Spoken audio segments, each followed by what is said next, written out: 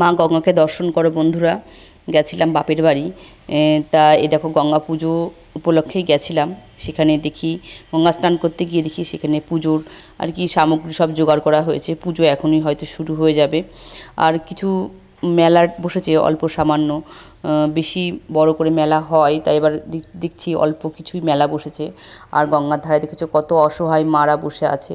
আর একটা টেবিলে দেখি পুজোর সামগ্রী সব বিক্রি করছে। যারা যারা হয়তো মানে গঙ্গা স্নান করতে গিয়ে মাকে ফল উৎসর্গ করে সেগুলো আর কি বিক্রি হচ্ছে। গঙ্গার জল বন্ধুরা প্রচুর পরিমাণে বেড়েছিল, এত জল বেড়েছে কি বলবো।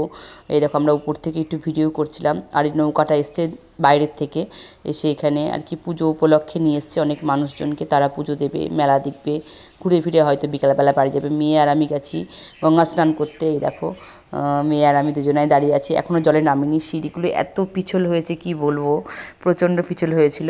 তা দুজনা মিলে আস্তে আস্তে গঙ্গা স্নান করে এই যে জামা কাপড় বদলে নিয়েছি।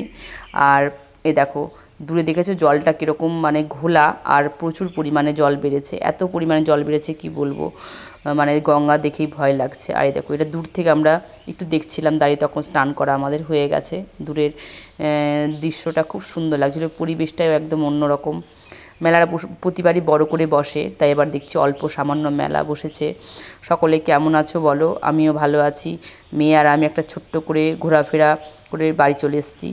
আর এই দেখো দশহরা যেহেতু চিড়ে মুড়কি দই মিষ্টি এই সকল জিনিসই খেতে হয়। বাড়িতে সেসবই মানে ব্যবস্থা ছিল।